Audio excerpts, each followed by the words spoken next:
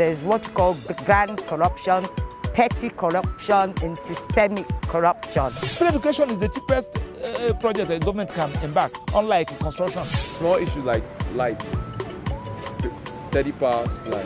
For me, that's the biggest issue. We need to look at socio-political, economic foundations and resilience organizations for our teenagers. Leadership is an opportunity for you to serve other people.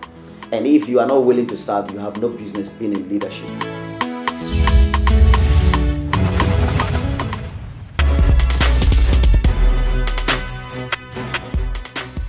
Isaac Anthony NDIOMU is a professional golfer with over 11 years experience in the field of play. He takes us through his upbringing, passion, challenges, and success. Please stay tuned and be inspired.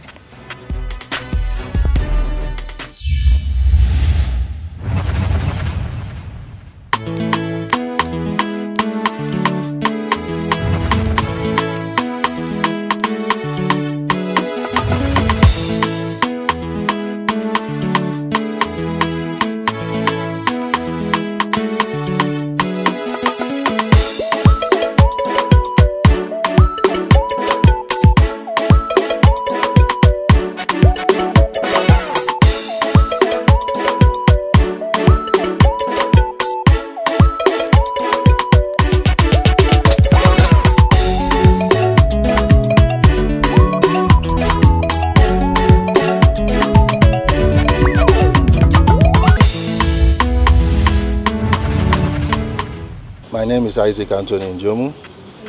I was born in Ibadan, Mokola Barracks. I grew up from the Dam Barracks where I had my first primary school education. From there, we moved down to Abuja, Mambila Barracks to be precise, where I finished my secondary school with Amide Secondary School. I used to play volleyball, but from there, I switched to the game of golf. I was invited to come and caddy for a golf tournament. That was when I now fell in love with the game, and so started practicing and working hard all through. Then I became an amateur golfer in 2001. I was made an honorary member of the club, IBB International Golf and Country Club. I turned pro 2007. So for 11 good years, I've been a professional golfer. Starting off as a caddy in the midst of members of a club, caddying for them, and then now learning how to play the game and become very good at it. It was not easy to be accepted in the midst of the elites that plays the game. So I went through hard times, and even up to date, before I was made an honorary member of the club, I had to actually go back and start caddying again, you know, for some time. And then all through, getting somebody to sponsor me was also not easy, even though General Wali Kazil stood by me at that particular point in time by giving me a monthly stipend of 10,000 naira. It wasn't easy. I had to sell golf equipment to raise money to take care of myself up to date before I actually became a golf professional in 2007. Without a sponsor, it has not been easy. Though there are few members of the club, Saloki Omolwa, Chifuchi Okuno, Barrister Alex Zion, Paul Erokoro, that actually, supported me in one way or the other, but it is actually not easy as a golfer. It's not easy to survive without a sponsor. Once you don't get an endorsement, the struggle is very, very hard. It takes guts to actually stay this long in the field of golf. I may say that I am lucky in a way, because it is not easy for somebody to just walk up to the golf course for the first time, to come and assist, and then you did. After that, then you decide, you fall in love with the game, and I started playing well at that very, very tender age. So I think I was very lucky. And then even to get people to even support me at that time, there were a lot of people that I started off with as caddies who up to date do not even have the opportunity of playing the game, and they are still struggling. So I think I'm lucky to be where I am today. My motivation has always been that I wanted to be like Tiger Woods. And at the same time, my late uncle, General Charles NDIOMU, wanted me to go to NDA, but I refused. I said I wanted to do something different. So these are the major reasons why I said I must play this game, at least to prove to my family members that it is not everybody that will be engineer, doctors, and then generals in the family, or as rich as they are, you know. So that was why I decided to keep myself focused and work hard to get to the stage where I am today. I've played a lot of tournaments over 11 years that I turned pro. My amateur days was actually very good because I had supports from 1 or 2 persons, and then I was doing my golf business as at that time. So it was fun because I was playing more tournaments because I was financially okay as at that time. I played with my childhood friend, who is Nigeria #1 today, Andrew Ocheodo. I have lost some of them along the line, late Christian John, who were also very, very good golfers, late Ali, and few others. It is not easy, but if you have your mind made up that you want to play golf and you have the potential, you will have to struggle, win the hearts of members of your club. I know it's not easy to get people to support you, but on your own you have to make sacrifices. Once you can become a golf professional, at least the sky will be your limit.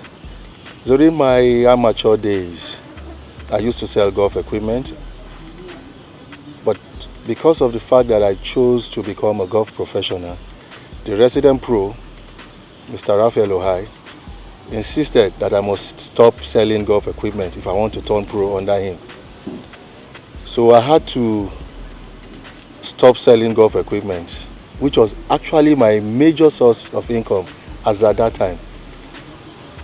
And I made him a promise that for him to train me to become a professional golfer, that I will stop selling golf equipment, which up to today, I have not been selling golf equipment, just to keep my pledge to him. And till tomorrow, it is still, something that I feel I should not have forfeited, because it's actually difficult for me to go back into selling golf equipment, and I just don't know why. Maybe it's because of the fact that I have promised the resident pro that I will not venture into selling golf equipment. And sometimes I just look at it and said, well, but it was better than becoming a pro. But since I made up my mind that yes, I want to become a golf professional, I made that pledge to him, and till today I still feel bad about it, because I know I would have been a major golf equipment dealer in the country today if I hadn't stopped my business. So that's one aspect that is still haunting me till tomorrow. In life, one has to make sacrifice to achieve whatever he or she wants to pursue in life. For me, I have to sacrifice selling golf equipment to become a golf professional today. It is not easy, but it is worth the while. Made up my mind that I actually wanted to play golf, and I stood my ground, and today I am a golfer, professional golfer, 11 good years. So it is not easy. Even up to today, it is still not easy. But this is my field. This is what I've chosen, and I think over the years I'm kind of getting used to the lifestyle of being a professional golfer, because I won't say it is that bad, and at the same time I won't say it is very, very good, but at least it is giving me income. I am married with 4 kids, 2 boys and 2 lovely girls, pretty girls. I live off golf. Presently, I'm a student, Federal Polytechnic in Asharawa, HND student. I'm in my final year, studying business admin and management.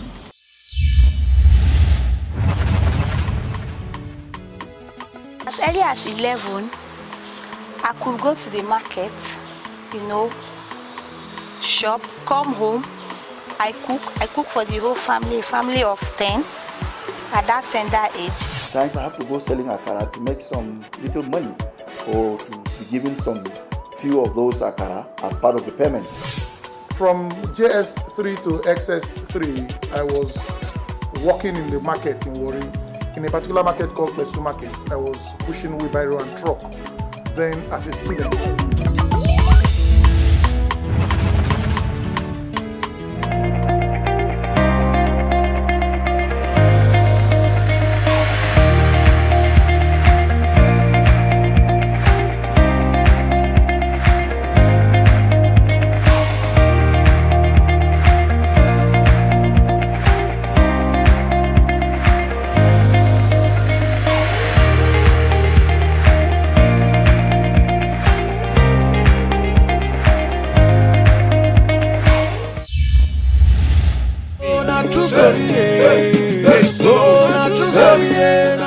My name still remains my name.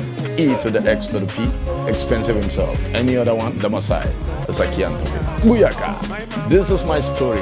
I'm proud to tell you my story. My name is Maxwell Chibike Opera. A lawyer, an activist. This is my story. My name is Zachary Aldo, and this is my story. My name remains Ekbutu Emmanuel, and this is my story. The game of golf, right from time, has always been for the elite. But those of us that are opportune to come into the game as caddies, who later, get to know the game and play better than the elites themselves, are the ones that are encouraged to become professional today. So, and the game of golf is a game that is actually not for leisure the way it has turned out to be. People live off golf. I live off golf myself as a professional golfer, and there are lots, well over 250 professional golfers in the country today, and even the members themselves do play golf because there's always a competition. You win prizes, so it's no longer like the way it used to be. There's always that competition.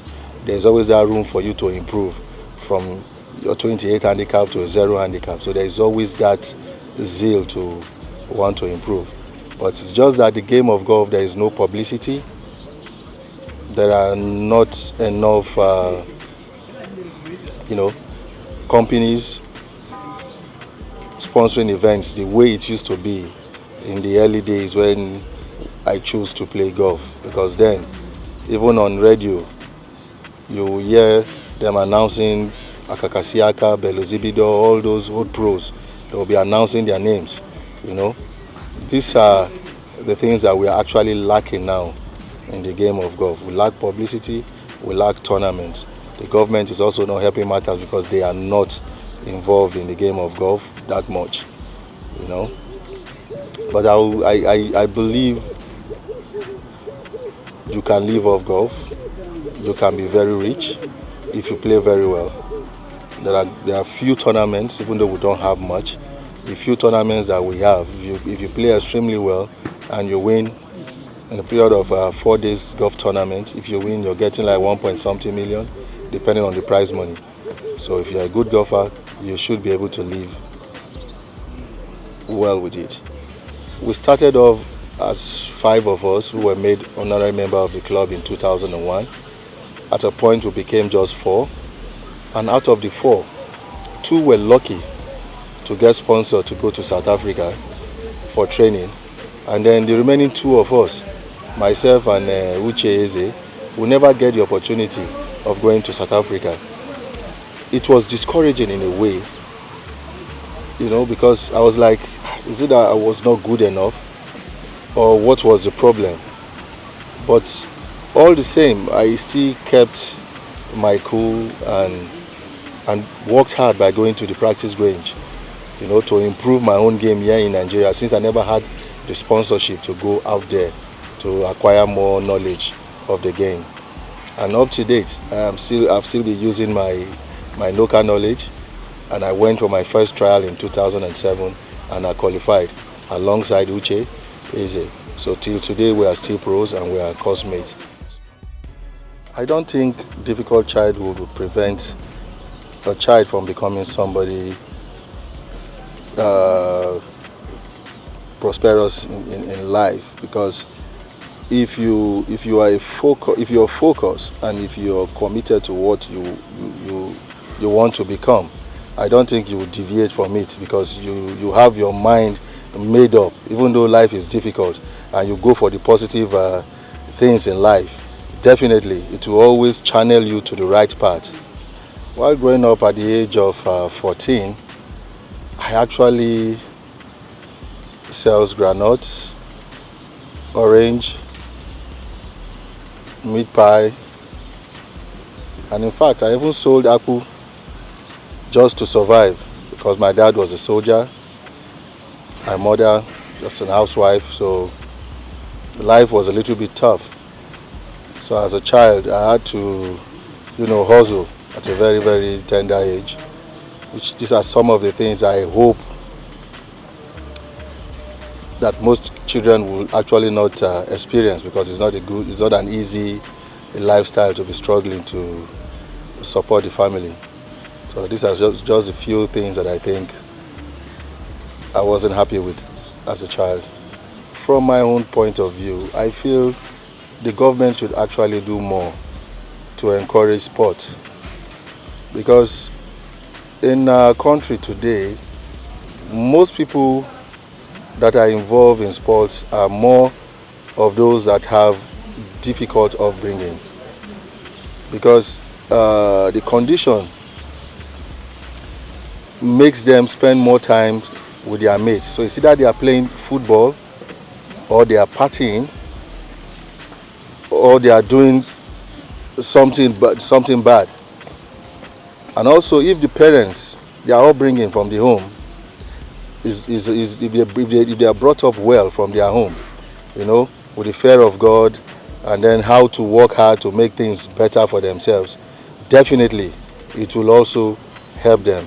And the government, on their own part, should also try and assist when they see a young man who is struggling, who has talent, which is what we are missing in this country. Actually, there's no encouragement, especially those of us that are into sport. It is not easy to survive when you don't have encouragement coming from either the government or even from your own parents. It is discouraging. So I think the government really needs to encourage youths. Once they see that you have the potential, they should be able to give you the endorsement you need, the encouragement to improve on what you have as your own skills.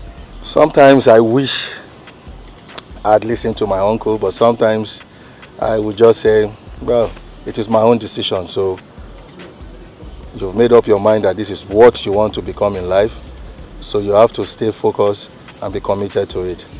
I never had time to socialize that much when I was young, because I was more of a church kind of person. So the few things I would have done may have been to socialize more. While growing up, I spent more time in church and I was selling market, so I never had the time to really go out with friends and socialize. It was more of going to sell market, coming back a little bit late. You wake up in the morning, then you go to school. Once you're done from school, you need to come back again and start selling either granuts or oranges, whatever we have on sales, depending on the seasons. If they're selling fufu, you go and sell. So I never had time really to mingle with my friends that much. So those are the few things I think I didn't do as a child I would have loved to do.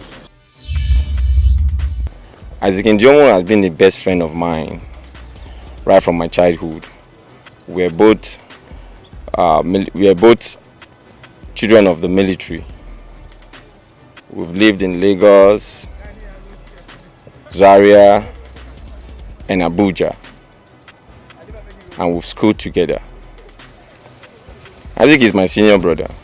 He has been in the game for a very long time, for 18, 19 years. When we were growing up, you see the game as one game he can make living out of. And he took the advantage and become a professional into the game. And believe me, honestly, he's doing well in the game. The game has not given much room for professionals to develop their selves in this country. But I believe as time goes on, there will be a lot of people who will come into the game and see how the game can encourage our youth. Golf is one good game that when you play and you're a professional in it, you can make a living and a career out of it for the rest of your life. But now in West Africa, it's still growing. It's our prayer that we'll get a lot of people that will understand the game and come into the game, most especially the sponsors like companies, government parastatals, as the case may be, so that we can grow the game and grow our youth to take them away from the street. Most people feel game of golf is for the rich, but I tell you, it's for everybody, most especially the youth.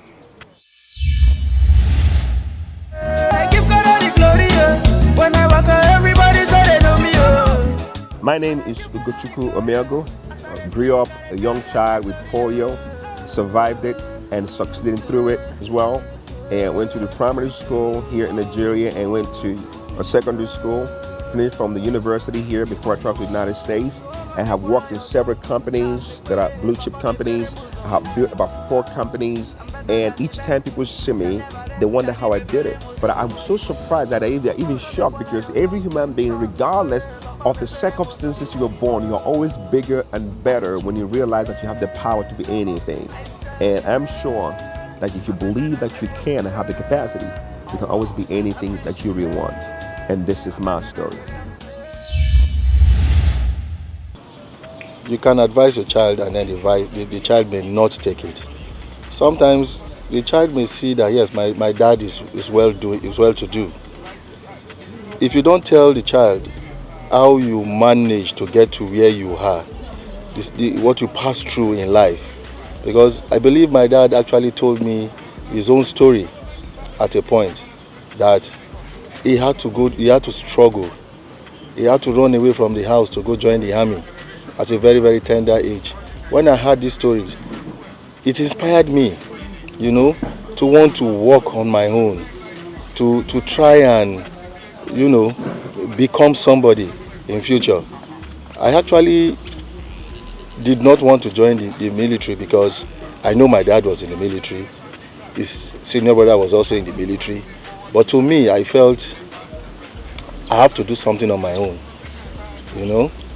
I needed to do something on my own. So with that story that he told me, and I believe if every parent should come out openly and tell their children that all these things that you're enjoying today, or the frustration that we are facing today in the house, was either from my own lapses as a father.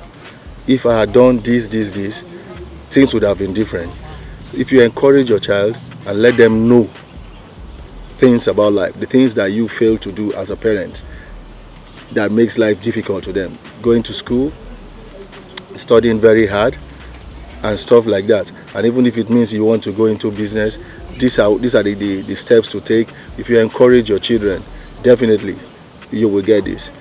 As far as the government is concerned, they are also doing their own part in a way, even though they are actually not reaching down the grassroots. I know, yes, government have facilities, there are schools, even though the schools are actually not functioning too well. I still believe that they can still do more.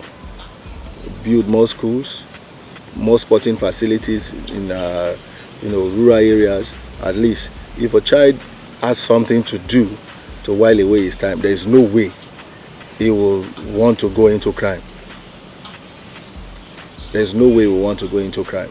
So I think the government really need to go down to the grassroots and work out modalities on how to, improve the life, the living condition of people in the grassroots and create things for them to move forward in life.